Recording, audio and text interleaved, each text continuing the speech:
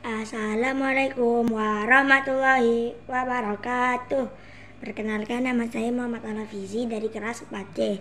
Kali ini saya akan menjelaskan jenis-jenis cerita fiksi.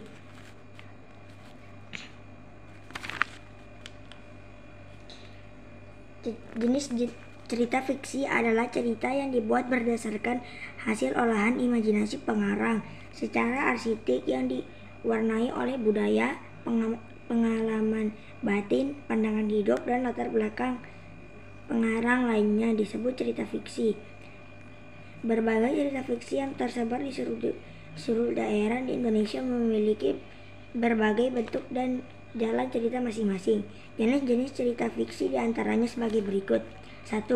Cerita fiksi legenda, yaitu sebuah cerita asal-usul terjadinya suatu tempat.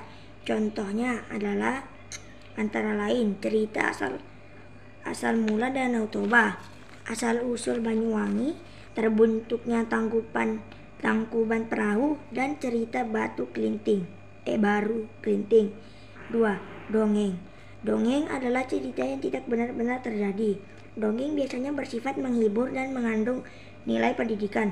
Contoh, dongeng Cinderella. 3. Mite, yaitu cerita yang berisi mengenai dewa-dewi atau cerita yang sifatnya sakral dan penuh mistis.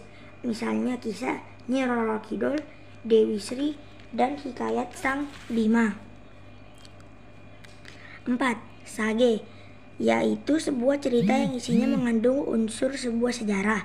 Misalnya Damar Wulan dan Ciung Wanara. 5. Epos, yaitu sebuah cerita kepahlawanan. Misalnya Ramayana dan Mahabharata. 6. Cerita jenaka, yaitu sebuah cerita yang menceritakan mengenai kebodohan atau sesuatu yang lucu. Misalnya cerita Pak Pandir, Pak Belalang, dan cerita Si Kabayan. 7. Novel. Novel adalah karangan prosa panjang yang mengandung rangkaian cerita kehidupan seseorang dengan orang-orang di sekelilingnya yang menonjolkan watak dan sifat setiap pelaku. Contoh, novel Harry Potter karya J.K. Rowling. 8.